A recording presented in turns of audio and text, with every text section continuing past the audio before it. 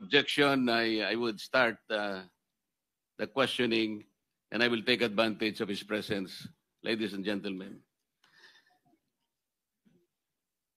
Congressman Toby, I am very grateful that despite your very busy schedule, you made time to appear before us. Let me first ask you that in one of your hearings at the House of Representatives, where particularly the insertions have been discussed, I remember Representative Egay Erice and yourself were asking that Representative Elizalde Co be invited in order for him to shed light on the issues being taken up in that hearing. Am I correct, sir? Yes, Your Honor. And this came up after former Secretary Manny Bonoan told the committee that he does not know where, or he does not know the persons responsible in putting the insertions during the BICAM conference. Is that correct? Your Honor, can I clarify that statement? Yes, please. Ganito po yung nangyari dyan. No? So nagsimula, ang una nag-interpellate ay si Congressman Erice. So sabi ni Congressman Erice, nung sa dulo na, sabi niya kay Secretary Bonoan, alam niyo ba kung ano yung amount na nadadagdag sa departamento pagdating sa BICAM? Ang sagot ni Secretary Bonoan at the time was that hindi namin alam dahil hindi naman kami part ng BICAM. Makikita na lang namin yan pagdating ng General Appropriations Act. So yun po yung pinagsimula nun. So ang sabi ni Congressman Erice nun, since hindi po alam ni Secretary Bonoan, ang taong dapat tanungin ay si Congressman Saldico. Kaya po siya nagmosyon na kung pwede, imbitahan ng committee si Congressman Saldico at yan po ay tinutulan yung motion niya ni Congressman Benny Abante. Bakit po tinutulan ni Congressman Abante? Parang ang sinasabi po nila noon is that hindi pa pwedeng maging resource person ang isang congressman. Kaya tinuloy ko po, kaya po ako nagsalita, humingi ako ng pasya kay Congressman Erice because he had the floor, if I could make a manifestation. Sabi ko, kung ganyan po na hindi pa pwedeng resource person ang isang congressman, hindi na dapat ituloy itong investigasyon na to sa House. Kasi sabi ng chairman nung una, walang sasantuhin. Kahit congressman, kahit senador, kahit sino. Eh kung hindi po pa pwedeng mag-testify under oath o hindi pa pwedeng resource person ang isang congressman, ibig sabihin, exempted yung congressman sa investigasyon. Yun po yung nangyari doon. Bakit po napaka-importante, bakit po napakahalaga na kailangang malaman po natin kung sino-sino yung mga taong responsable doon sa pagbibigay ng insertions po doon sa BICAM o kahit na sa iba pang mga sessions po? Kasi kami po, ako po, hindi ako member ng BICAM, no? So natuklasan na lang namin ito noong, ako nalaman ko lang yan, I think March 24. March 24 ko na lang nalaman na ganun kalaki. Kala natin noong una, PhilHealth lang binawasan, DepEd lang.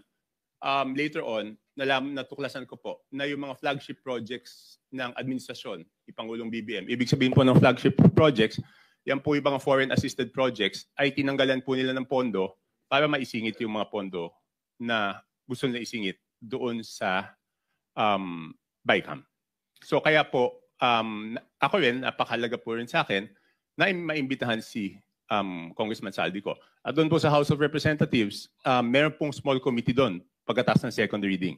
So ang pag-insert is not only doon sa BICAM, meron pang insertion doon sa small committee. So since walang makakasagot niyan kung hindi si Congressman Saldico, yun po, request po natin na siya imbitahan. Alam po ba ninyo kung sino-sino yung miyembro ng small committee na binabanggit ninyo? Sa House of Representatives po. Opo. Yes po. Ang chairman po noon is si Congressman Saldico, tapos senior vice chairman ng Committee on Appropriations, majority leader of the 19th Congress, and minority leader of the 19th Congress, Your Honor. Sino po yung vice chair ng Appropriations? Senior vice chair si Congresswoman Stella Luz Quimbo po. Sino po yung majority leader? Congressman Manix Lalipe po, Your Honor. Minority leader? Congressman Nonoy Libanan po, Your Honor. Sa mga tweet, silang apat po ang nagko-compose ng small committee. Yes, Your Honor. Ang nangyayari po, kasi alam ko rin naman po dahil nagtagal din naman ako sa mababang kapulungan, kuminsan po ay 2 hanggang 3 buwan po nating pinagdidebatihan yung budget. Mag-aaway-away pa nga po kung minsan nga inaabot tayo ng madaling araw. At katapos-tapusan ang sinasabi ninyo ay 4 na tao lang pala ang gagawa ng mga bagay na inyong gusto sanang malaman kung anong nangyari. Tama po kayo, Your Honor. Di ba po, sabi ko nga, magtatalo-talo, magbibigay ng inputs yung mga kasamahan natin. Tapos sa dulo pala, yung 4 na tao lang ang magdidesisyon. At yung problema po doon sa 4 na tao na yon, at least yung BICAM po, may BICAM report po yun eh. Makikita sa BICAM report kung ano po yung original net budget ng isang departamento, Your Honor. Tapos makikita po kung ano yung dinagdag or binawas, Your Honor, at makikita yung natirang pondo. Ang problema po doon sa small committee, wala pong ano yun. Di ba po, nung unang araw namin ng budget briefing, nandun po si Sec Mina, nandun po si Yusek Cathy, hiningi ko na po yung report ng small committee. Kasi po, di ba, sa rules po natin sa House of Representatives, Section 39, kung di ako nagkakamali, pero baka mali ako, nakasulat po doon na after 7 days after maipasa ang isang batas or 15 days pagkatapos mag-end ng session, dapat po i-file sa archives lahat ng reports tungkol sa isang House bill. So una po ako nagpahanap sa aking staff, Your Honor, ng records doon sa archives, wala pong mahanap. Kaya nung first day ng budget briefing, hiningi ko po. Wala din sila, hanggang ngayon, wala po silang binibigay. So ibig sabihin, sabi ko, kung walang record yan, ang siguradong nakakaalam po niyan, Your Honor, is si Congressman Saldico. Bago po tayo magpatuloy, let me acknowledge the presence of Senator Sherwin Gatchalian. Wala po kayong nakita sa archive o ayaw po nilang ipakita? Hindi po kasi yung archives, alam niyo naman po, Your Honor, yung archives natin sa House of Representatives, napakagaling po nun. Kahit yung deliberations ng 1987 Constitution, hanapin niyo po dun. Lahat, transcript, journal, kompleto po yun. Yun, wala talaga. At noong tinanong ko po, noon yung COMSEC, hindi po sila makasagot kung nasaan. Ang sabi ko nga, pa-email na lang sa akin, ang tagal na po noon, hindi in-email. So wala po talaga yon. At imposible naman na walang nakakaalam noon. Alam po ninyo, meron po nga tayong tuntunin sa House of Representatives kahit na po yung kopya ng enrolled bill. May 3 kopya po dapat na nandun po dapat sa opisina ng Secretary General. Sinubukan ko rin po sanang manghiram nun kung meron pero hindi rin po nila naipakikita. Pero ganito po. So ayaw po nila talagang payagan na maimbita si Representative Saldico. Meron bang pagkakataon na kahit paano nakita nyo rin po kung sino talaga ang may kagagawan ng mga insertions doon sa BICAM?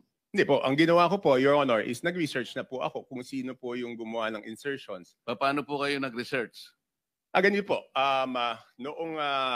Okay, mahaba po yung history niyan, Your Honor. To be very blunt about it, di ba po, nung nabawasan ng flagship projects yung Pangulo, nung nakita niya po doon sa Sagaan na nawala yung kanyang malalaking proyekto, yung flagship projects ng gobyerno, naghanap na po siya kung saan napunta yon. So wala po ako nung unang meeting, pero I think nagkaroon ng meeting, ang dinig ko noong January, tinanong po yung Senate President, si Senate President Escudero at tinanong po si Speaker Martin Romualdez, hiningi yung listahan noong mga insertions doon sa budget. Ang pagkaalam ko, ulitin ko, wala po ako nung unang meeting, si Senate President Escudero, binigay po yung listahan ng Senate amendments, no? Doon 3 days after the meeting. Nung tinawag po ako sa pagpupulong noong March 24, nalaman ko po na wala pang binibigay yung House of Representatives at that time, in March 24. Kaya po ako nasama sa meeting na yon is para hingin na sa House of Representatives yung listahan noong mga insertions ng House of Representatives naman. So kaya lang po ako napasok dun sa usapan na yon noong March 24. March 24, 2025 was the first meeting. So dahil nga po sa paghahangad ninyo na malaman kung ano-ano yung mga insertions, kanino napunta at sino yung may kagagawan, paano po nyo eventually nalaman kung talagang nalaman ninyo? Hindi, ganito po, Your Honor. So March 24, paglabas ko doon, kasi nagmamadali na no si Secretary Bunoan eh. Kasi ang worry niya po noon, March 29 mag-election ban po, di ba? So hindi maa-award, hindi mapapagawa yung projects. At pag hindi po napagawa yung projects, apektado po yung buong ekonomiya natin, di ba po? So paglabas ko, tinawagan ko po si Congressman J.J. Suarez kasi sabi sa akin doon sa meeting na yon na since wala na si Saldico, ang kumakausap na lang sa mga department secretaries ay si Congressman J.J. Suarez. So ang ginawa ko po, Your Honor, tinawagan ko siya, hiningi ko po yung listahan ng insertions. Pero nagtagal po bago po nila naibigay sa akin. I think 3 batches bago po nila naibigay sa akin yung kompletong listahan po nung sa House of Representatives. Sa mga po ay kinausap nyo si Congressman J.J. Suarez, nagbigay naman po ba siya ng impormasyon na inyong hinihingi? Tinawagan ko po. Nung una, nagpabigay siya ng hard copy. Sabi ko, paano ko naman hahanapin to? Hard copy. Pero nagtagal eh. Checking ko lang po kung anong date niya binigay. Basta hindi ka agad. Tapos, ang nangyari po noon, binigay rin in 3 tranches. Una, nagbigay ng isang batch. Pangalawa, nagbigay ng isang batch. Tapos yung isang batch na tagalan. So sabi ko, hindi ko po ma-check kung at hindi ko masasubmit sa executive branch kung hindi kompleto. So later on, napilitan namin silang ibigay yung kompletong listahan, Your Honor. Ano po ang nakita ninyo nung ibigay nila ang kompletong listahan sa inyo?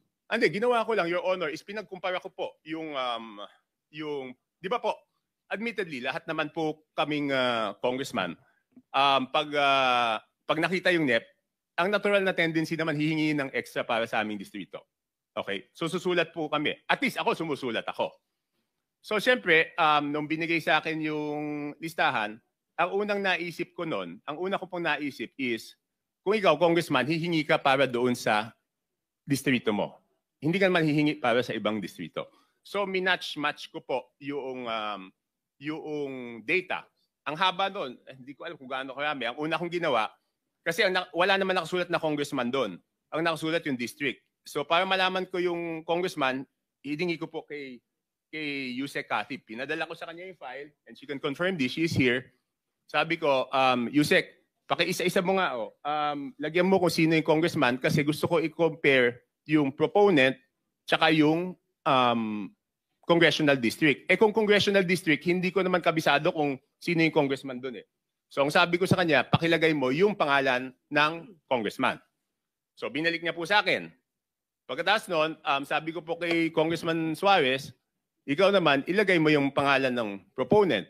Sabi niya, bakit kailangan yung proponent? Kailangan siyempre malaman kung sino yung nag-request. So later on, matagal hanggang nung sinabi ko, walang gagalaw dito, hindi ko maprepresent ito. Kasi pinapaayos sa akin eh. Siyempre gusto ko, pag pinisenta ko po, dahil ako magpipresenta nun, kailangan kompleto yung data. So sabi ko, hindi ko masisimulan yung presentation kung hindi nyo ibibigay kung sino yung proponent. So later on, naibigay din. Wala lang yung telepono ko sa akin, Your Honor. Hindi ko ma-check na andun. So makatwid, naibigay naman sa iyo ni Yusek Cathy Cabral kung ano-anong mga distrito yon. Yes po, Your Honor. At naibigay naman sa iyo ni Congressman J.J. Suarez kung sino yung proponents do sa mga distrito. Yes, pero nagtagal po. Nagtagal. Kaya ngayon po, pwede ba niyong sabihin sa amin kung ano ang napansin ninyo? Kung ang pag-uusapan ay yung mga distrito at yung mga proponents na nagbigay o naglagay do sa mga distrito na yon. Ano yung unusual na napansin ninyo kung meron man? Your Honor, ang una ko pong ginawa, siyempre ako po yung magpepresenta. Ayoko naman na ako magpepresenta tapos mali pala yung data na pipresenta ko. So ang una ko pong chinek, Your Honor, is yung kasi di ba sa BICAM, may nadagdag naman talaga po doon sa navotas. Okay? Yun nga, ini-issue sa akin, insertion yun. Hindi ako makakapag-insert, Your Honor. Kasi ako po ay hindi membro ng BICAM. So pwede lang po ako mag-request kung ano man yung pumasok doon sa BICAM, yun amyenda na pinayagan ng BICAM. Okay? So, para hindi ako mapahiya, ang una kong chinek is kung tama yung pumasok o Sa inyong nadagdag. distrito. Hindi, yung sa akin muna. Yun nga po, sa distrito niyo. Kasi alam ko po kung magkano yung nadagdag sa akin sa BICAM. Tumama naman po. Tumama, kasi ang request ko noon is 1.1 o 1.2. Ang pumasok po galing sa House of Representatives na request is 529 at meron po galing sa Senate na 121 po yata. Pero yung sa Senate is all classrooms po yun. So nung tumama na, sabi ko, since tama yung sa akin na nadagdag doon sa aking NEP, kumpiyansa ako na tama yung records. So ginawa ko po, pinesent ko na po. Ano po yung nakita nyo sa ibang distrito na hindi masyadong, na very unusual? Halimbawa, palimbawa sa dalawang probinsya ng Mindoro. Mindoro Oriental at saka Mindoro Occidental. Because I'm going to take advantage of the presence of the good governor of Mindoro Oriental. Kaya ko lang po tinatanong. With no offense meant, Your Honor, kay Gov. Dolor and to my fellow congressmen, ng district congressmen, ang una ko pong napansin doon is lumobo yung dalawang Mindoro, isang Oriental, isang Occidental. Ang NEP po nila is something between 1.5. Sabihin na natin para safe ako. Hindi lumampas ng 2.5 yung but I have the figures, Your Honor. Kaya lang para lang mabilis po tayo, Your Honor. Hindi lumampas ng 2.5 yung NEP nila. Pero ang GAA po nila is magkano ba? 20 billion.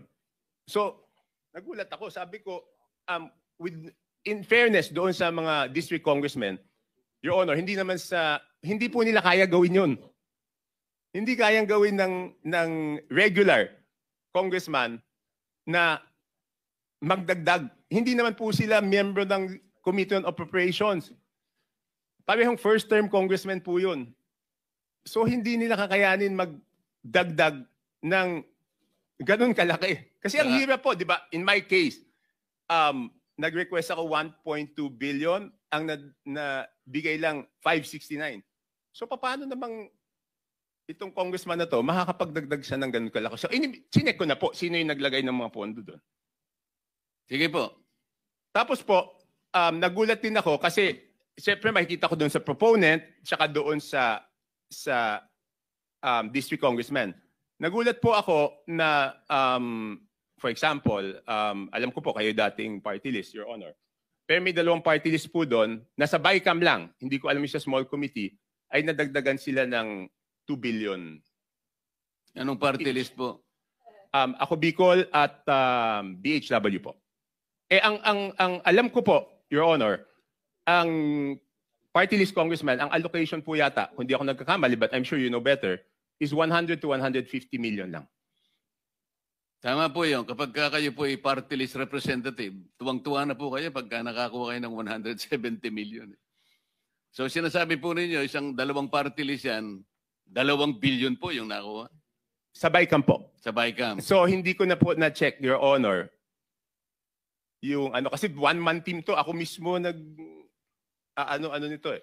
So, balikan po natin yung sinabi nyo without any offense meant dun sa representative po dyan sa Mindoro Oriental at saka Mindoro Occidental. Kayo na po ang nagsabi na parang wala naman sila sa kalagayan na manghingi ng ganung kalaki sapagkat hindi naman sila kasing sikat ng isang Toby Tiangco. Hindi po. Kung kayo nga po nanghingi ng ganito, kalahati lang ang naibigay.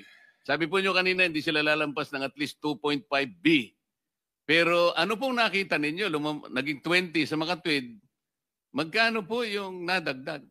Sangayon po dun sa inyong nakita. 17, ganyan. Di ba? From sabihin mo 2.5 to 20, di 17.5. Tapos ang isang nakita ko po doon, under proponent, nagulat po ako na yung proponent ng mga dagdag sa distrito na to, under BICAM, is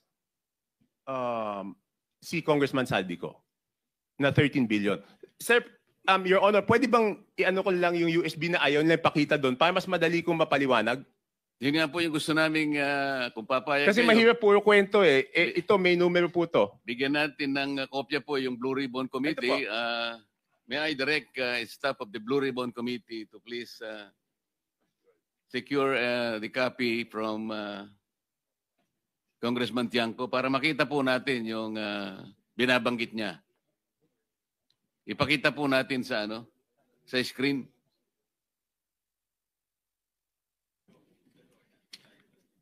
Let me acknowledge also the presence of Senator Rapi Tulfo.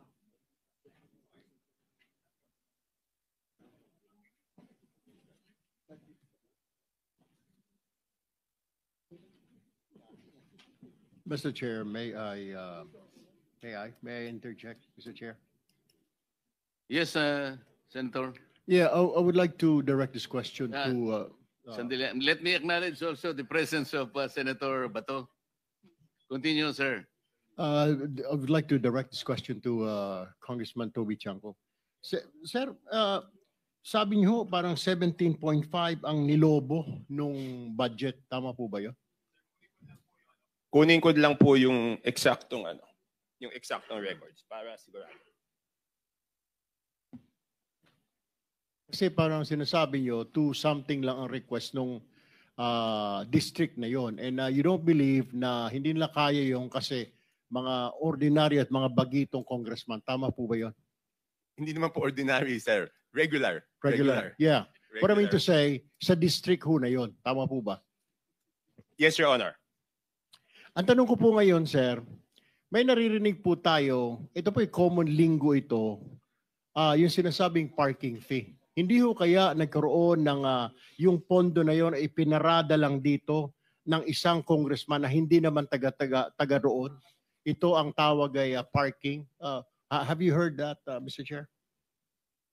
Yes, sir. Yes, Your Honor. Nadinig ko na po yun. Pero 2 term po yan, di ba? Kung matatandaan nyo sa Kongreso, isa yung parking, isa yung sagasa. Could you tell us the difference Di ba yung between parking, Your and sagasa? Honor? Yung parking rep, Tiangco, medyo kabisado ko, pero yung sagasa, hindi ko pa, pwede bang ipaliwanag mo yung sagasa? Hindi. Yung parking po, Your Honor, is nakiusap ka dun sa district congressman. Yes. Pumayag yung district congressman. Yung sagasa po, Your Honor, is wala kang magagawa sa ayaw mo't sa gusto. Mas matindi pala yun. Oh, Your Honor,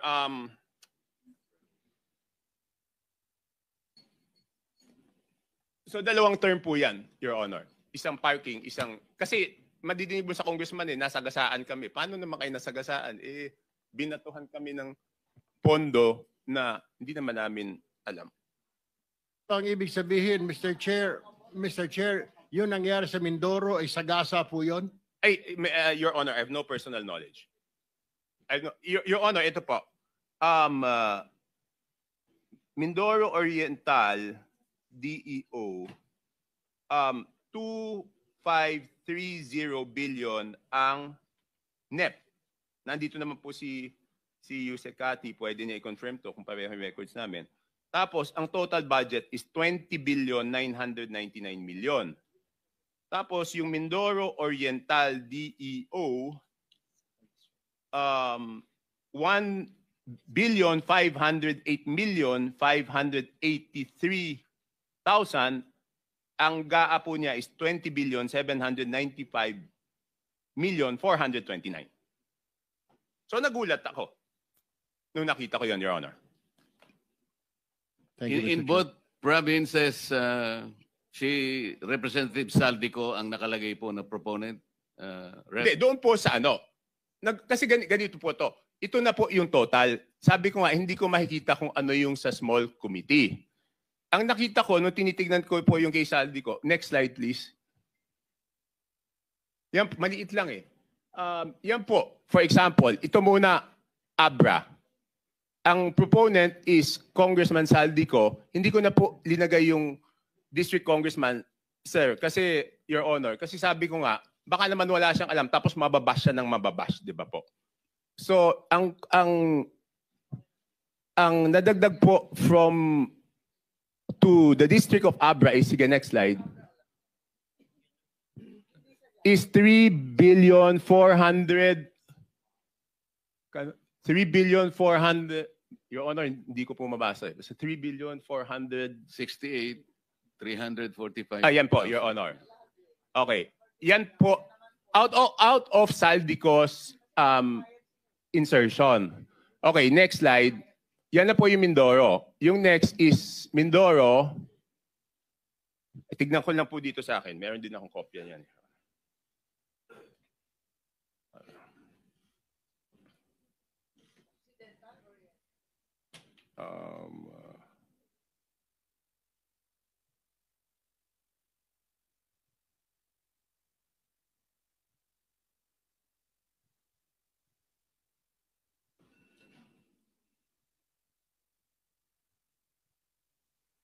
Next is Occidental Mindoro, 3.2 billion po yan ang nadagdag. Okay, next is Oriental Mindoro, 3,105,759,000. Next is total po ng Romblon is 620 million. Tapos next po, Bukidnon is 580,222,000.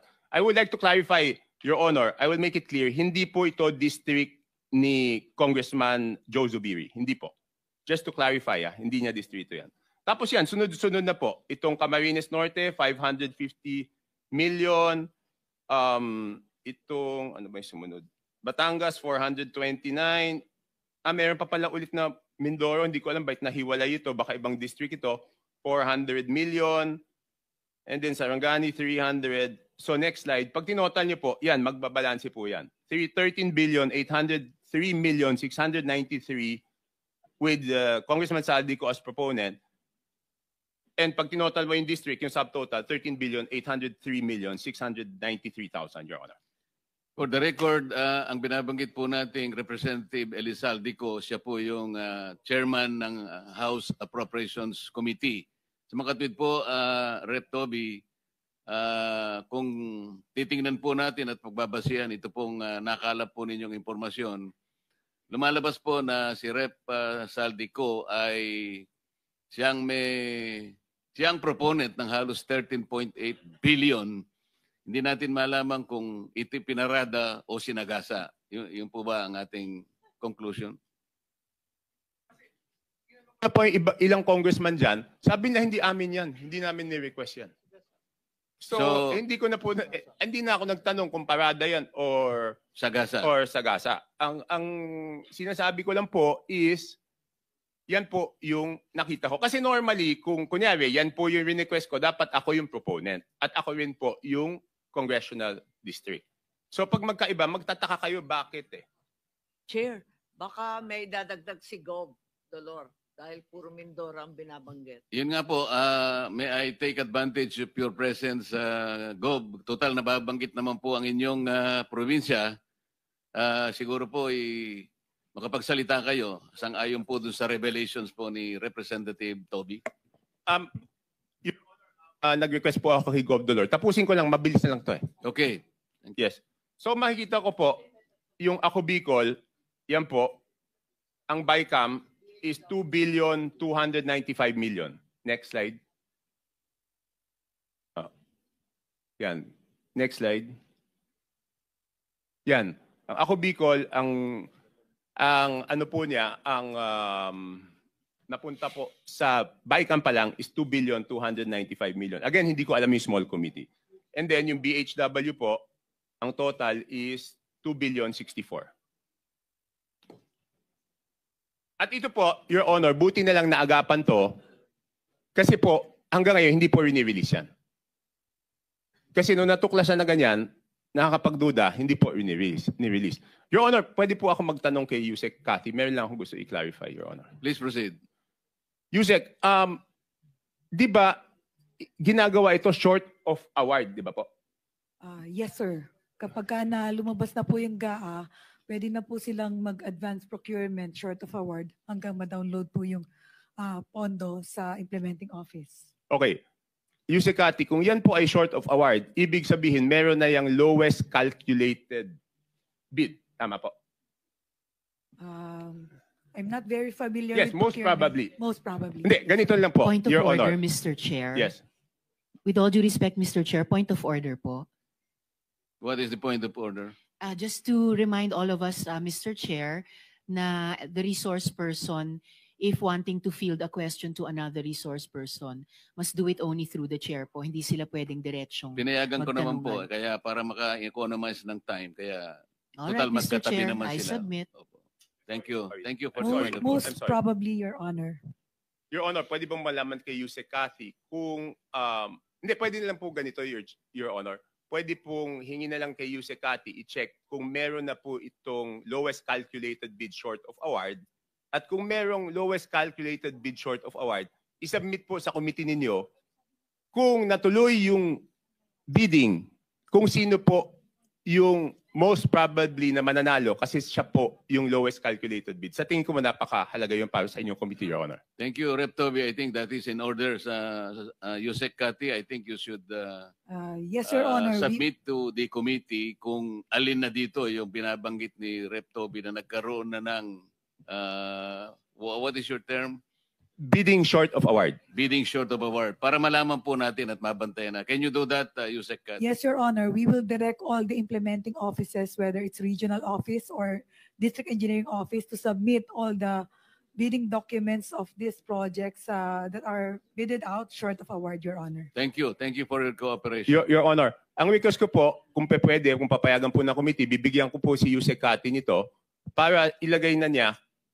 Hindi naman po kailangan po siguro ng committee, Your Honor, yung buong records. Kailangan lang ilagay kung sino yung posibleng mananalo kung natuloy po. Yes, I think that is in order. Kung pwedeng maibigay nyo na rin ang kopya kay Secretary Yusek Cathy. Yes, Chair. Your Honor. Thank you, Your Honor. That's all. Chair, pwedeng humirit. Yes, Senator Amy. Maraming salamat, Chair. Palibasa natututo tayo ng wika ng Kongreso. May sagasa pala, may parking pala. Ano naman yung allocable at non-allocable? Lagi kong naririnig sa Kongreso, hindi ko maintindihan. To whom are you directing the question, Senator Kung Amy? maaari kay Congressman Toby, kasi naririnig ko, kung meron sila allocable, yung non-allocable, wala sila. Paano ba yun? Your Honor, hindi ko po alam yung allocable at non-allocable kasi importante lang, pag lumabas po yung NEP, ang titignan ko po lang po doon is yung total NEP. Hindi ko na po tinitingnan ko ano po yung allocable tsaka non-allocable. Baka po si Yusek Cathy po ang nakakaalam, Your Honor. Yes, Mr. Chair, mukhang alam ni Yusek Cathy. Your Honor, Mr. Chair, let me explain. Yung not allocable, yun po yung hindi naman part ng district allocation. Ito po yung mga big ticket projects like foreign assisted na hindi naman po bumababa sa district maintenance fund, equipment fund, preliminary and district engineering fund, right-of-way fund. Yun pong district allocable, yun po yung based on a parametric formula that the Secretary Bonoan has instructed to prepare at least to determine more or less ano po yung ceiling ng budget kada distrito, Your Honor, Mr. Chair. So, sa pagtingin ng district, halimbawa yung district engineer, yung sinasabing allocable, yung kanya na ibibid. Tama ba po, Your yun? Honor. Tapos yung non-allocable, Opo. madalas napupunta sa region o di kaya sa central office. Ganun ba yun? Your Honor, most probably, Your Honor. Yes, hindi po part ng district office yung non-allocable. Okay, thank you. Rep. Toby, siguro doon sa parada at saka sa gasa, doon sa parada malaman natin magkano yung parking fee siguro para sa kaalaman din ng committee. Doon sa sagasa, ano kaya yung ginamit na pang sagasa? Pison kaya o train o kung paano? Kasi kailangang malaman din natin. Your Honor, hindi po ako sumasama sa mga usapang parking, so hindi ko po Opo, alam po namin yun. Baka lang alam ko po, hindi po ako pumapasok sa pagsisiyasat ninyo ay makatulong naman kung ilan yung mga parking fees po. Sapagkat sinusuri na rin po ito, kaugnay din ng pagtukoy natin sa maanumalyang flood control projects. Your Honor, pasensya na po. It's baka third-hand information, chismis eh. So ayoko naman magsabi ng chismis kung hindi naman yung mismong naparadahan ang magsasabi sa akin na siya'y naparadahan. Ng Salamat po. Mr. Chair, may itatanong lang ako doon sa bid short of award.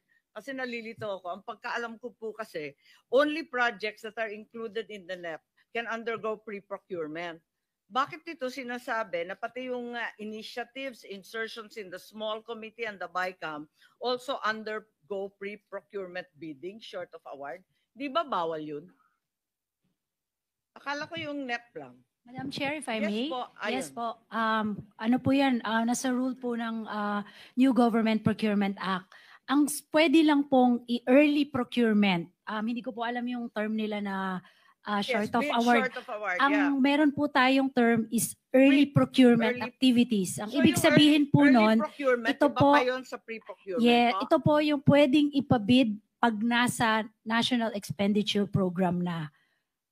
Pero pag nasa BICAM po at saka sa hindi na po kasi nagbago na po yung mga numero eh. Kaya nga, so, Magkaiba po 'yon. so yun na nga, yun ang tinatanong ko. Yes, We're talking about the same thing. Opo. So, yun ang Mali lang tinatanong po ko. siguro yung Eh, pagkakagamit ng term ni Yusek Cathy. yung kanina, yung kay Yusek, hindi maaring i-pre-procurement o i-early procurement o i-bid short of award kapag hindi kasama sa NEP. Hindi ba ganun yun? Yes po. Dapat, Section yung mga 21 po. Yung mga insertions, congressional initiatives, lahat yan, walang pre-procurement. Wala po. So walang aregluhan sa kontratista. Wala po. Ang Walang early down payment o mobilization fund. Yes, ma'am. Pagkaliwanagan lang Yun po, tayo. early procurement po, Section 21 of the New Government Yes, Procurement Act. Yes, Yes, ma'am. that went through the Senate. Thank you. Opo, opo. Point So of I order, think that Mr. is Chair. very clear. Mr. Chair. Nasa bagong na yan, new government procurement RA 12009.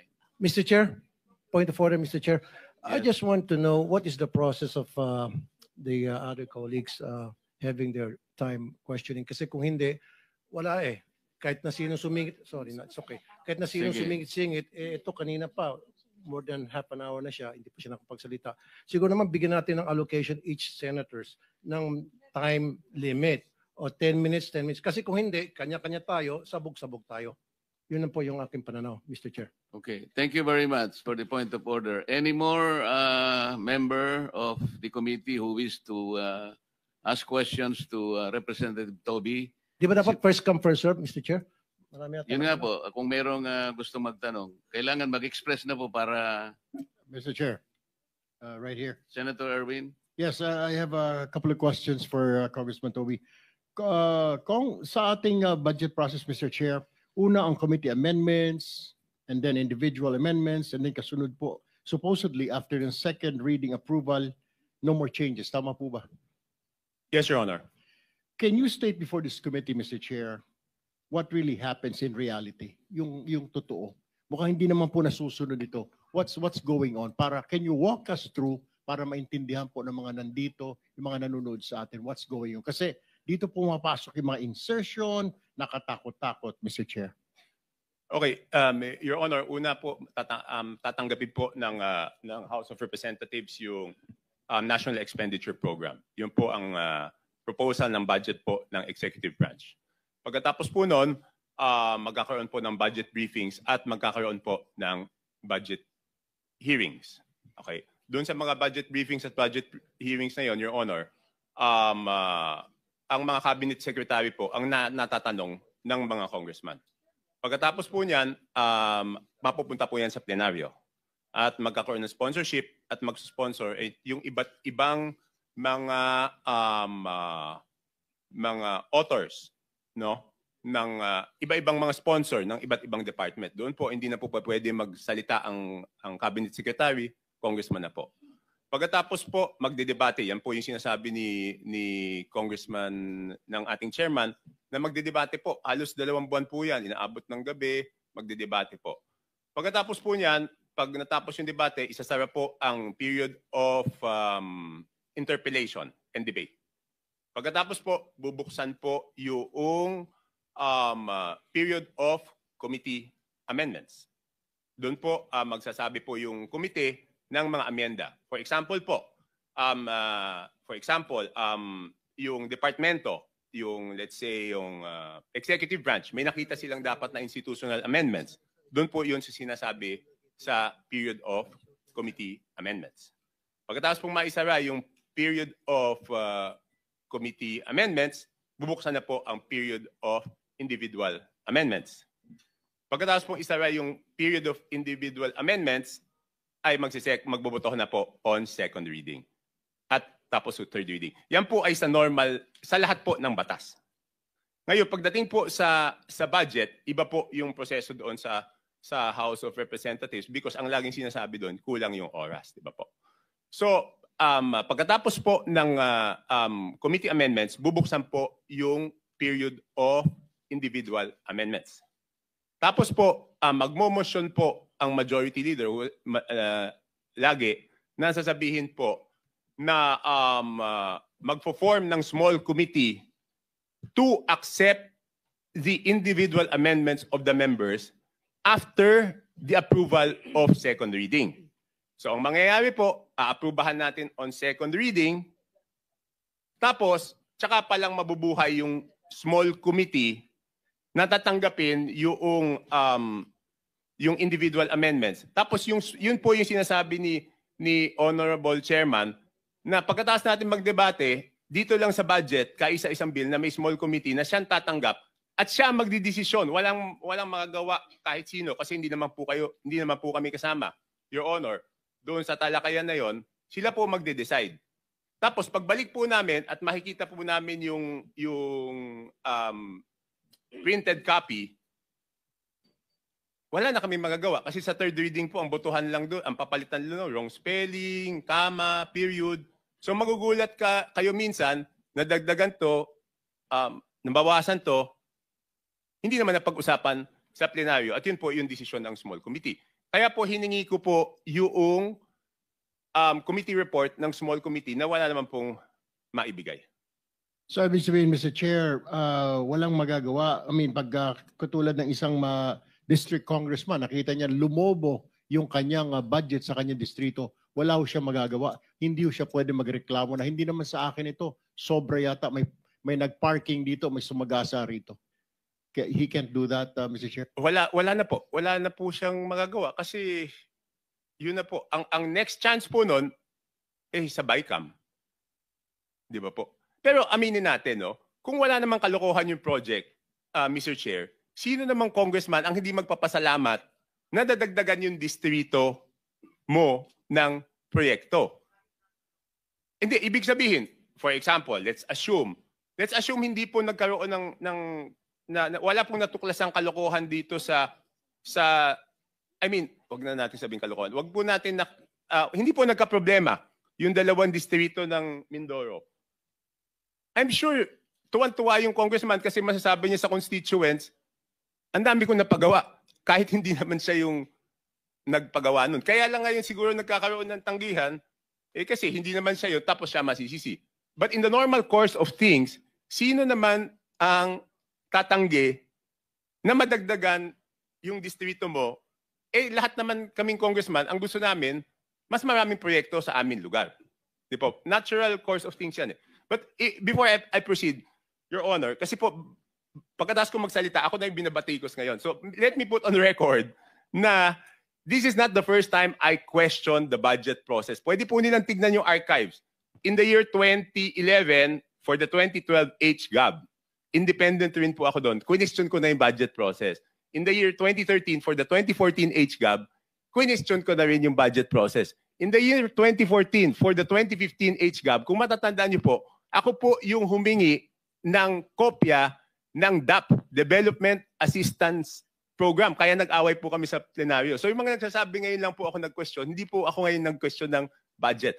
Kaya lang, nagsawa na po ako kasi wala nangyayari na outvote ako. Nagkaroon lang ako ng pag-asa noong pagkatapos ng SONA kasi si mismong presidente na ang may gusto ng budget reform, Your Honor. Rep. Toby, pagkatapos ng small committee, ito na yung basis ng HGAB na hindi na makikita ng ordinaryong congressman. Yan ang sinasabi mo. HGAB na po ang makikita nyo. HGAB na po ang makikita nyong kopya. Na hindi nagkaroon ng pagkakataon yung regular congressman na makialam doon sapagkat yun po ay tinrabaho na ng small committee. Yes, Your Honor. Thank you. Continue.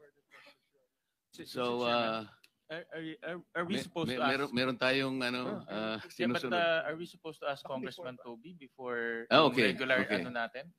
Ano ba ho yung process? In connection with the Yes, question in connection okay. with the disclosure. Yeah, proceed. Okay, thank you, Mr. Chairman. Congressman Toby, typically ang budget, diba, sinacertify yan as urgent. So ina-approve on second reading and third reading in one sitting. Yes, Your Honor. That was the basis of my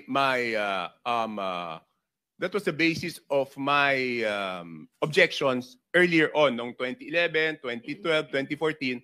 Hindi mo na ibig sabihin, pag sinertify urgent, ang nangyayari po noon, Your Honor, Wala nang 3-day rule. wala na 3-day rule. Tsaka hindi mo na makikita. Di ba? Inaprubahan mo muna yung, Your Honor, yung third reading, tapos tsaka mo makikita yung kopya ng Ang punto HGAB. po, ganun ang practice, di ba? Every budget season, dahil certified as urgent, in one sitting, in one day, ina-approve yung budget on second and third reading in one day. Yes, that I don't know if all congresses that I attended, kasi nawalan na nga ako ng pag-asa noong after 2015. Kasi kahit questioning ko bakit one day, wala naman. I think in one budget season, pinadala naman yung kopya, hindi ko lang alam kung ano year, pero on the same day, since certified urgent, ay aaprubahan. Kaya nga ang naging ano ko doon, explanation of vote, sabi ko nga doon, and it's in the records of the archives of Congress, Your Honor, sabi ko nga doon, paano naman babasahin yung ganyan kakapal o even hanapin yung ano in one day? Yeah, but naintindihan ko sa'yo, you're saying na even after the approval on second reading, tapos ng period of amendments, di ba? Approval na on second reading, pwede pa mag-amend. Yes, Your Honor. We approve on second reading, pero nagbigay kami po, before, Your Honor, before we approve on second reading, binigyan namin ng authority yung small committee na palitan kung ano man yung inapprove on second reading. Hindi, pero pag inapprove on second reading, yun na yun eh. Yun po yung point ko Diba? ever since, Your Honor. Ibig sabihin, pag sinabi ko yun na yun, from NEP all the way hanggang annexes, approve na yan. Lahat ng maliliit na project doon, approve na yan. Your Honor, that was the basis of my questioning ever since. Kaya nga natapos na yung period of amendments. Diba? The period of amendments, doon tayo mag-amend lahat ng mga line item. Pero after period of amendments, pag nag-vote na tayo second reading, tapos na yon. Correct? It's only for review, in 3-day rule, for review na lang yon. Yes, Your Honor, tama po kayo. Kaya lang nga, only for the budget, nagkakaroon ng ganon. Yun nga po yung sinasabi ko, Your Honor. Parang binigyan mo ng blankong cheque, yung 4 na tao, na sila yung bago nung inaprubahan ng plenaryo. So sabi ko nga po, Your Honor, paano naging mas powerful yung 4 na tao kaysa doon sa inaprubahan ng plenaryo, Your Honor? Pero para sa akin, yung pagtapos ng second reading, nag-amend pa, parang that's not the usual practice. Kasi pag nag-approve ka ng second reading, kasama na doon yung amendments. Tama po kayo, Your Honor. Kaya nga, sabi ko, sa lahat ng batas na ginagawa, no touch pag tapos ng second reading. Yung BICAM, kasi po, binigyan ng authority yung small committee, yun. Kaya, pwede nilang galawin after BICAM.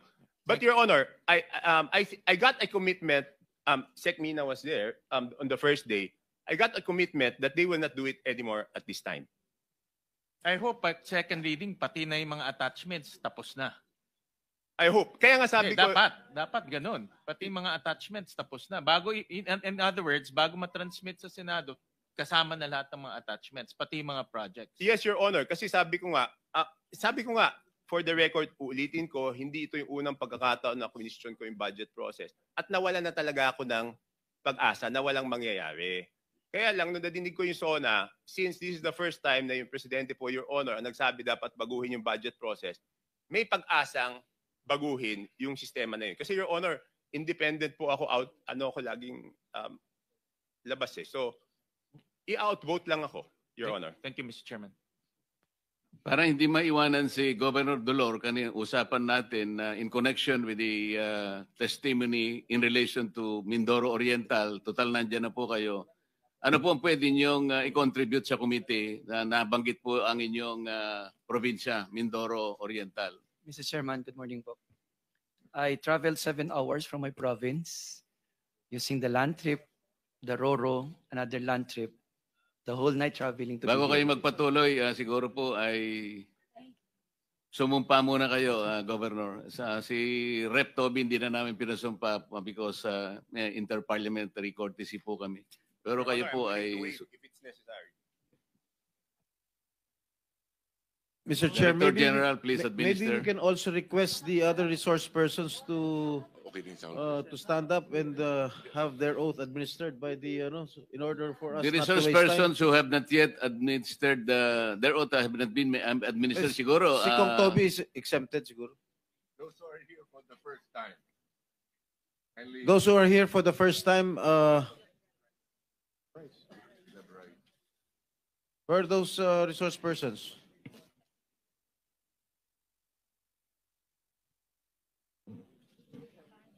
Kindly raise your right hand. Do you swear or affirm to tell the truth, the whole truth, and nothing but the truth in this proceeding? Thank you. You may take it. Okay, now proceed, Governor. Mr. Chair, may I be permitted to present a very short presentation so that you will have a context of what truly happened in the province as a microcosm problem in the Philippines? Pwede po ba akong payagan? Minuto lang po, Mr. Chair. Oh, sige. Okay. If I may, Mr. Chair, kung ready na po yung slide, kanina po kasi hindi pinapayagan. Mr. Chair, Mindoro Island is situated at the heart of the Philippines. And ang una po ay nagpapasalamat po kami. I have 4 letters para sa inyo ngayon. 4 words. Nagpapasalamat po kami, Mr. Chair, dahil sa liit ng probinsya namin, we were given this much. From 2022 to 2025, we were given a total from the NEP around 12 billion. Pero nung lumabas na po sa GAA, 30 billion. Total insertion po is 17,820,439,000 as far as flood control projects are concerned, which are 25 million and above. Ulitin ko po, we did not include your other projects which do not include flood control. Kaya lang po yung pagpapasalamat namin, sino po ba naman probinsyang hindi magpapasalamat na ganun kadaming pera, napalitan po ito ng panghihinayang. Well, during the Senate hearing in the past, you were discussing about existence or non-existence of a national flood mitigation master plan. Oriental Mindoro has one. In 2019, we have a regional development council endorsed flood mitigation master plan, which is a product of several studies conducted by foreign bodies, even local experts and the provincial government of Oriental Mindoro. It was duly signed and endorsed to DPWH in 2019. Kaya lang po, ang amount po niyan more or less is 12 billion to solve the totality of the problem of flooding. We have already received more than 30 billion.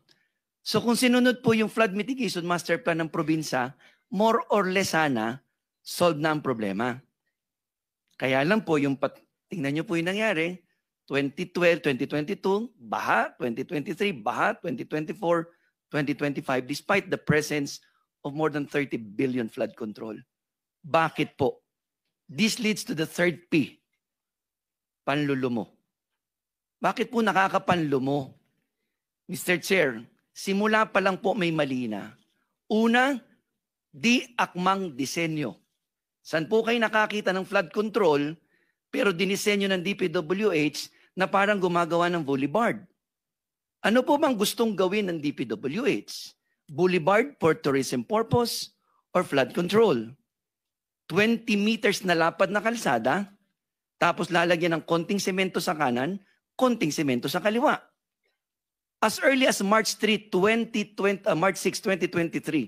I called the attention of DPWH and all the contractors. Pinatigil ko po yan 1.5 months. Sabi ko po, you are doing something for my province, you didn't even consult us.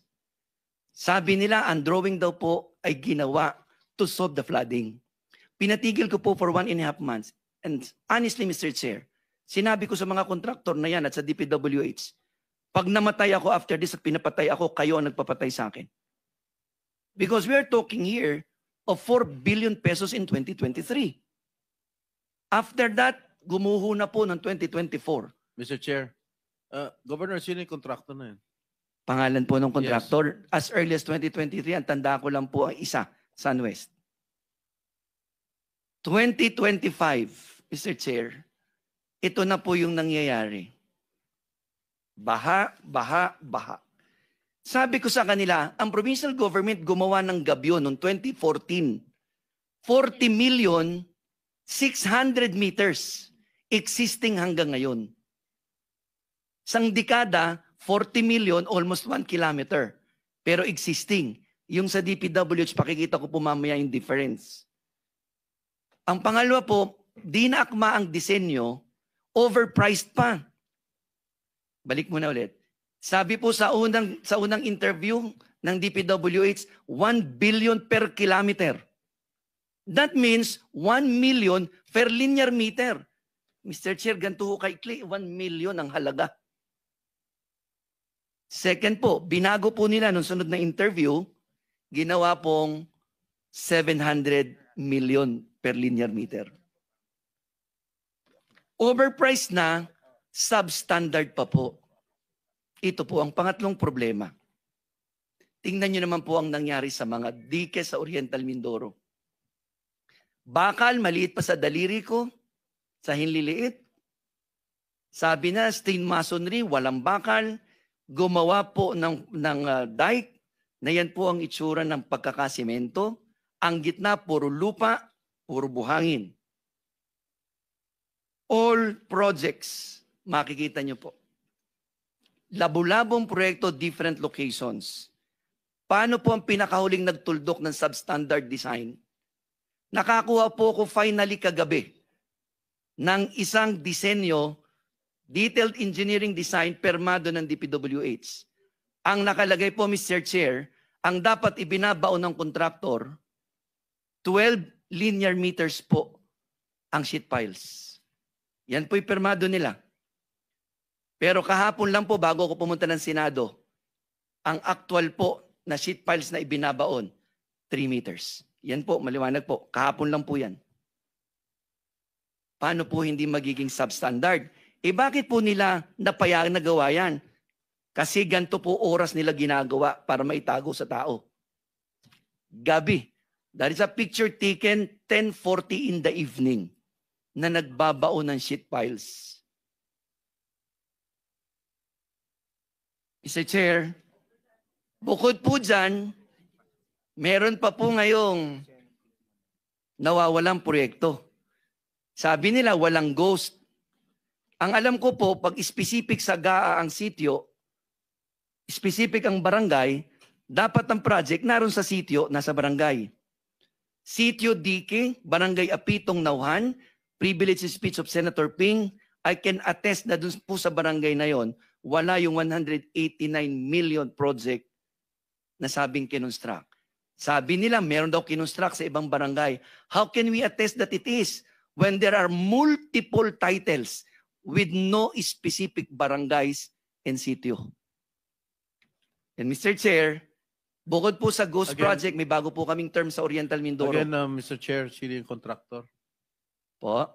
Sino yung contractor? Ito pong isa, St. Timothy po. Elite. St. Ito Timothy. pong sa Apitong is Elite. St. Timothy. Ito po ang St. Timothy. Ito pong Ghost sa Sitio Dike, Elite. Oh, this guy again? At ito pong sunod na Manananggal Project. Bakit po Manananggal? Kasi ang nakalagay po sa contract is 325 meters. Ang ginawa lang nila noong 2023 ay 189 na wala ang kalahati. Tapos ngayon po, pumutok ang ISO, binabalikan po para pong manananggal, binabalikan po yung kalahati ng katawan pagtapos na. Totoo po yan. Sino pong kontraktor? St. Timothy po. Mr. Chairman, bakit po nangyari ito? Ito na po ang dulo. Bakit po nangyari? Kasi may kailangan pong itago. Bakit kinakailangan 20 meters na puro buhangin ang laman? Tinanong ko po si Director Pakanan ng DPWH. March 2023, July 2024, May 2025, June 2025, and July 2025, August 2025. Simple lang po ang sinabi niya sa akin, Gob, maganda naman po sana yung disenyo. Kaya lamang po, alam nyo naman, may kailangan hong bigyan ng 25% sa taas. Ulitin ko po, ito sabi po ni Director Gerald Pakanan. At meron pong 5% na parking. Sabi din po niya, I can attest to the truth. Kung naman po, totoo man po yun, hindi sa sinasabi niya, I am only stating what he told me not once, not twice, not thrice, but several occasions. Sino yung kausap mo? Director Gerald Pacanan po, ng Of the DPWH DPWH. Region Is he here? 4B. Is he here? Is he here? Was he invited? Meron pa daw po, Mr. Chair, na 12% others. So 25% taas, I do not know what does he mean of 25% sa taas.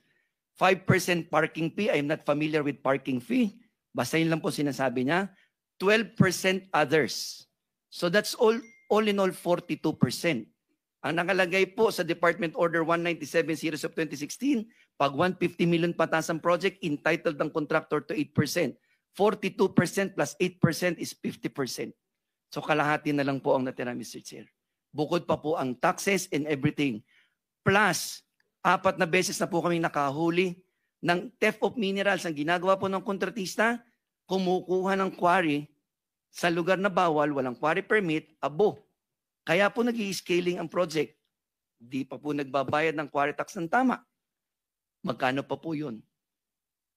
Kaya naman, Mr. Chair, ang dulo po nito, ng huli kong slide, ang dala ko po dito ay pag-asa. Na sana sa pamamagitan po ng komiting ito at ng direktiba ng Pangulo ng Pilipinas, and with the assumption of Secretary Vince Dizon, matitigil na po ito. Secondly, na yung pong dapat proseso sa ilalim ng batas na ang mga proyektong tulad nito ay ikinukonsulta sa ilalim ng Sections 25, 26, and 27 ng Local Government Code para sa mga lokal na halal at lokal na sanggunian ng bawat lokal na pamahalaan. At ang ikatlo po sana, na naway ang mga proyektong may gantong klaseng halaga ay dumadaan sa pagsusuri ng Regional Development Council at kung ano man po ang inindurso ng mga local government units at ng Regional Development Council, yun ang ilagay lahat sa NEP at kung ano man po yun at kung may pagbabago man, handa po ang mga lokal na pamahalaan na makipagtulungan sa pambansang pamahalaan para sa atin. Buwis po ito ng mamamayan. Buwis po ito ng bawat isa sa atin. Maraming salamat sa iyo, Governor Dolor. Mula sa iyong pangihinayang at panlulumo, ay nagkaroon ka pa ng pag-asa pala na nakikita sa ating bansa. Rep. Toby? Yes, Your Honor. For the record, na forward ko na po kay Cathy yung file para ma-fill up na po sana ng staff niya habang nandito kung pwede yung mga mananalo kung natuloy po yung bidding. And Your Honor, can I make a request, Your Honor? Kasi Yes. nga po, nung sinimulan ko to, katulad last week, ako na po yung tinarget. Ako yung tinarget na mga kung ano nung paninira na hindi naman totoo. Your Honor, can you give me 5 to 10 minutes just to defend myself, Your Honor? Okay. Can I show the USB? Again. You stop natin. Can you assist Rep. Toby? Sa ating mga honorable senators, pasensya na po, I will take a little time. I just have to defend myself from the accusations. This is referring to the press release conducted by Representative Alfredo Garbin. Yes, Your Honor, na yung ako Bicol na ako daw ay nag-insert. First of all, hindi po ako makakapag-insert kasi nga hindi po ako member ng BICAM. Paano ko makakapag-insert? So this presentation is actually to answer the press release. Yes, Your Honor. Okay. Proceed. Tapos, pangalawa, sinasabi niya na doon sa nadagdag sa BICAM ay merong kasama doon sa mga top 15. So, ang ginawa ko po, nagtanong po ako sa DE. Never, for the record, never ako nagtatanong sa DE kung sino na nanalo sa project. So, hindi ko alam kung sino na nanalo. Then, nung dumabas yung top 15, that was the first time tinanong ko sa DE, bigyan mo ako ng listahan nung sa mga sino nanalo. Kaya meron akong listahan. Okay. So, sana pagbigyan naman ako na depensa ko naman yung sarili ko, Your Honor. Proceed. Yung napotas. Tapos sinasabi po nila na ang laki lagi ng flood control project sa Navotas. Your Honor, mas siguro kasalanan ko kung hindi malaki ang flood control na project sa Navotas at iba pagawa dahil binabaha po talaga kami at below sea level kami. Ano naman gagawin natin, Your Honor? Okay. First slide.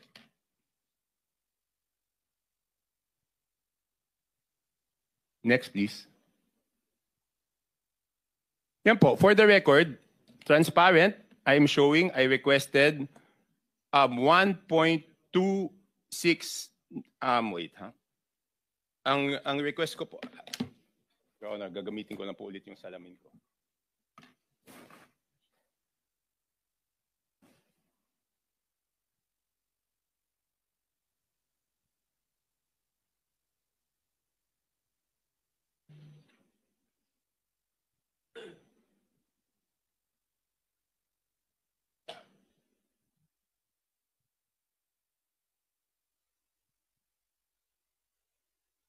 Yun, Your Honor, for the record, I requested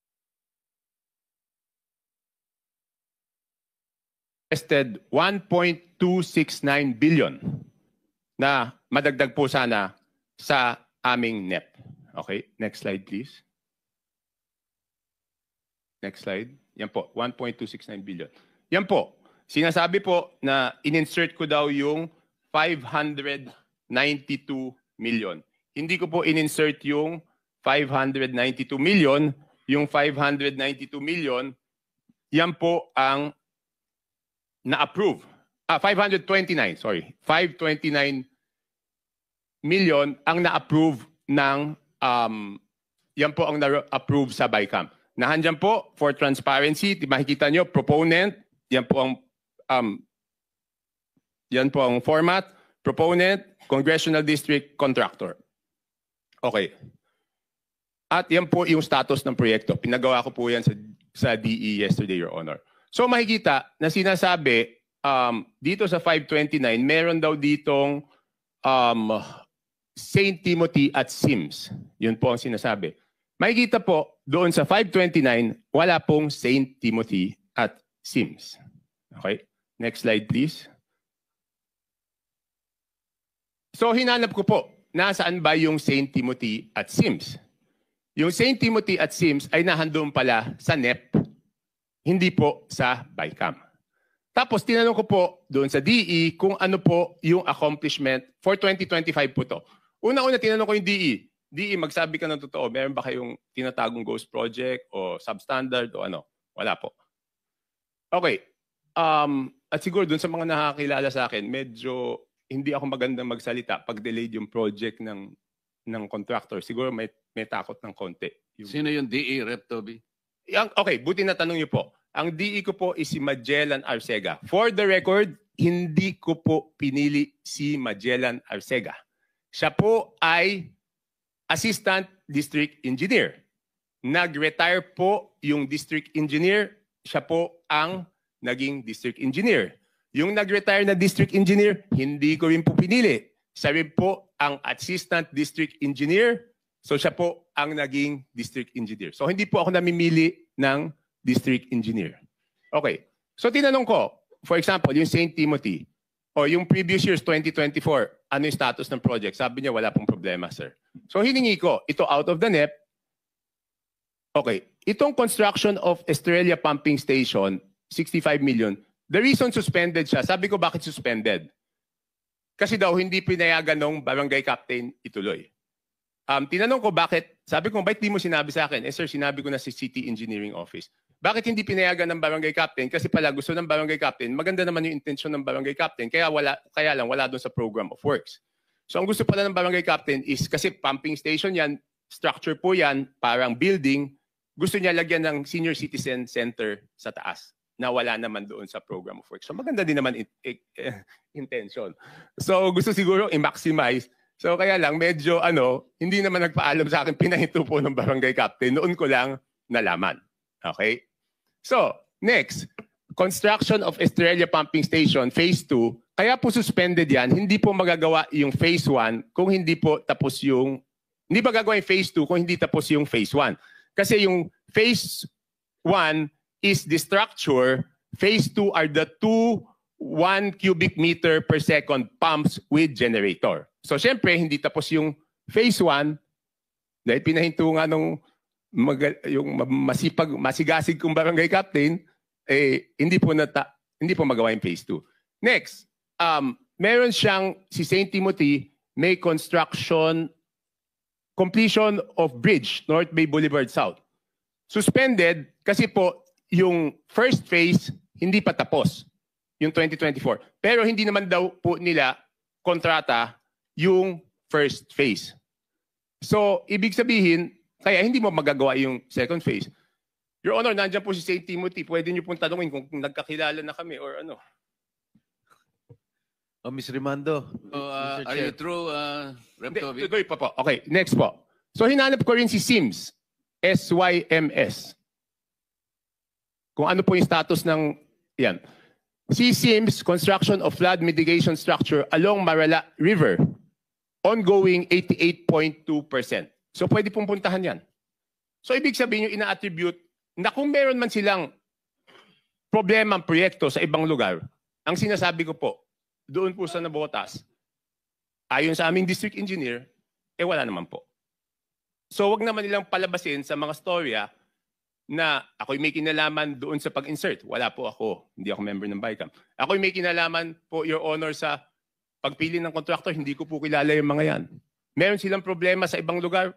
Posible. Sa Navotas? Wala. Next, Your Honor. Mabilis na lang to, Your Honor. Interjection, Mr. Chair. Okay, Ilang minuto na lang para tapusin na lang natin. Follow-up question po kay Rep. Chanco, Mr. Chair. Kanino? Kay Rep. Chanco. Follow-up question, Mr. Chair. Okay. Yes, Salamat, Your Honor. Mr. Chair. Yes, Rep. Your Honor. Chanco, nakita ko rin, may isang proyekto na ang contractor, Alpha and Omega. Kumusta naman po yung performance nila doon? Nandun, Mr. tingnan po Chair? natin. Galing po galing po sa, can you move back? Yan, pakihanap lang yung Alpha and Omega. Alpha and Omega. Teka, hindi ko mahanap po. Ayun, Alpha and Omega, construction of pumping station, Barangay Tanza, Navotas, actual accomplishment 15.95, suspended due to revocation of PIGAP license of Alpha and Omega. So mababa rin lang po yung performance but may isa pang factor yung suspension. Hindi ko po Salamat, Mr. alam Chair. kasi kung kailan po yung notice of award. So yun, hindi yun po po natin interesting siguro sa Committee Rep. Chanco kung at least within the period bago po ni-revoke yung kontrata nila or yung lisensya nila, how they perform. Yes. Kahit later on na lang po ma-update ang committee through the chair. Yes, Your Salamat, Honor. Mr. Pero Chair. po ang makakasagot po siguro niyan yung district engineer namin. Pero yan po yung isang siguro dapat tignan ng komite dahil minsan po yung work suspension minsan ang haba-haba ng binibigay, 'di ba? Ito hindi ko po alam. Pero meron ako nakitang isang project sa Navotas, World Bank funded. UPMO po ang nag-implement. Nagreklamo nga kami kasi mas matagal pa yung hindi ko na matandaan kung sino contractor. Mas matagal pa yung work suspension kaysa doon sa original contract duration. Mr. Chair, kung sakaling nandito yung district engineer ng Navotas City, baka pwede rin nilang mabilis na dagdagan yung ulat sa atin ni Rep. Chanco kung yung actual accomplishment na almost 16% lamang ay within an extended period or maikli lamang, Mr. Chair. Noted. Sir, Rep. Chanco. Your Honor, hindi ko po alam kung nandito po yung district engineer ko. Andito po ba sila, Mr. Chair? Palagay ko hindi invited yun eh. We did not anticipate this. So. Okay, Your Honor. Next. Salamat, Mr. Chair. Thank you po. Next po. Okay. Your Honor, pinapakita ko lang dito.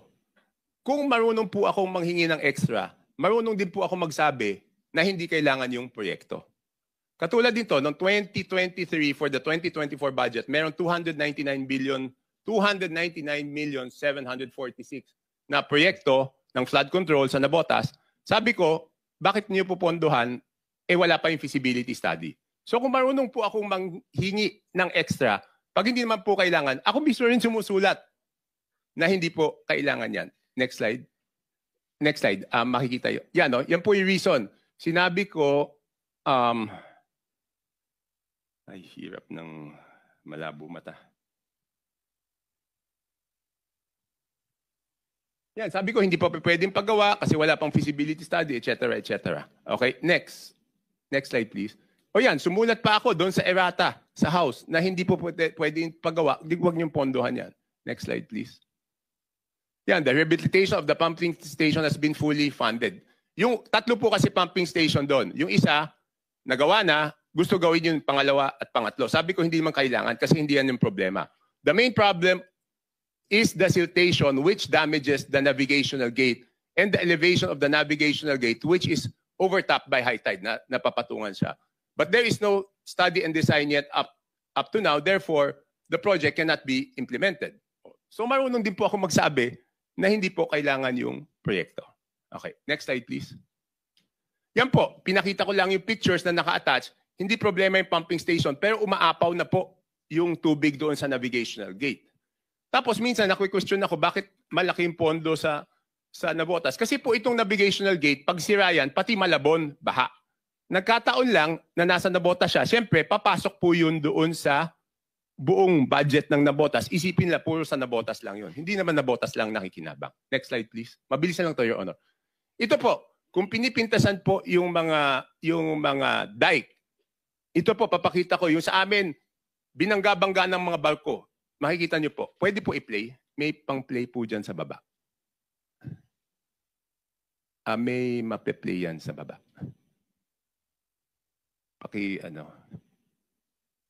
Hindi, sa bandang gitna. Baba ng konti. Baba po ng konti. Yan. I-play nyo. Yan o. Binabangga ng barko yung aming dike. Yan, ganyang kalaking barko.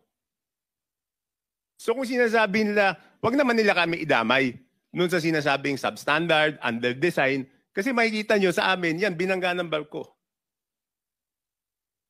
Buhay pa din yung bagyo po yan.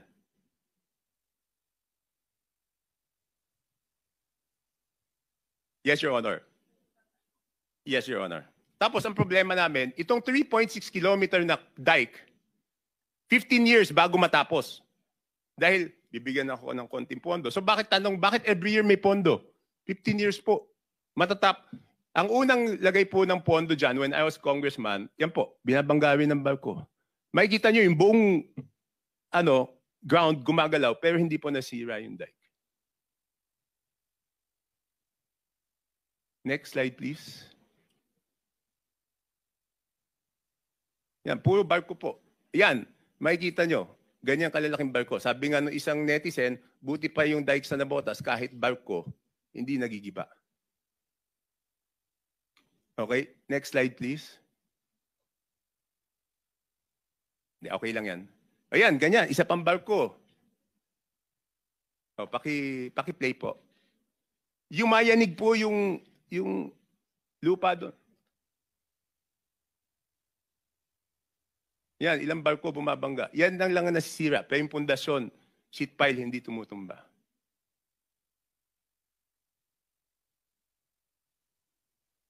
Next slide. Yan, makikita nyo, talagang umuuga. Kung makikita nyo yung sound dyan, makikita nyo, boom, gumaganon eh. Paki-play, may may video. Yan, ganyan kalalaking barko. Ayan, boom. So thank you for your presentation. I think you made your point already. Sir, 3 slides na lang po. 3 slides. Pasensya na po, Your Honor. Okay, next slide. Next slide. Sige, pareho lang yan eh. Next slide. Ganyan kalalaki alon, yan po yung dike namin. Paki-play. So yan, sasamahan pa po ng babanggain ng barko. So sabi nila, bakit every year humihingi po kami? Nung wala po yung dike, 1,500 families, 1,500 structures ang nasira dyan, at nasa evacuation center sila ng 1 taon. So ganyan ka-importante po. Pinapakita ko lang po. Yan. So that's all, Your Honor. At kung meron silang question, ako po ay nagsabi na publicly na pag-ayos na po yung independent commission, voluntary na willing ang Navotas na mauna na ma-audit. Ayoko lang po doon sa TRICOM namin sa House dahil hindi po patas ang laban doon. Salamat po at ang Senate Blue Ribbon Committee pinagbigyan ninyo. That's all, Mr. Chairman. You made your point. Sino po sa mga kasama natin ang gusto pang magtanong kay Rep. Toby kasi alam ko pong kailangan siyang bumalik agad sa House of Representatives. Maybe, Senator Mr. Chair. Bato, please. Thank you, Mr. Chairman. Just one question to Honorable Toby Tiangco. Sir, yung nabanggit mo kanina na around 17 billion na insertion for the GAA 2025. Nasilip mo na rin ba yung GAA ng 2024, GAA ng 2023, wherein si Congressman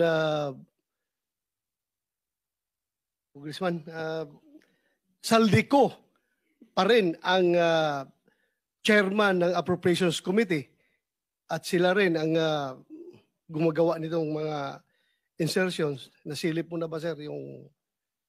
Your Honor, pasensya na po. Hindi po. For two reasons. Number one, di ba po, kaya naman nauna yung 2025 kasi it has been described as pinakapangit, ano bang description, pinaka-corrupt na budget. Kaya yun po yung nauna. Number two, hindi ko naman po masisilip yan kung hindi po ako binigyan ng authority na hingin yung records. Kaya ko lang po nakuha yung records kasi po pagkatapos po ng meeting, kinailangan kong tawagan si Congressman J.J. Suarez at hingin sa kanya yung records. Kung hindi naman po nila ibibigay. Kung matatandaan niyo po yung Honor, may authority na po akong hingin 3 beses bago binigay yung buong record, Your Honor. Pasensya na po, Your Honor. Thank you. Thank you, Mr. Chairman. That will be all.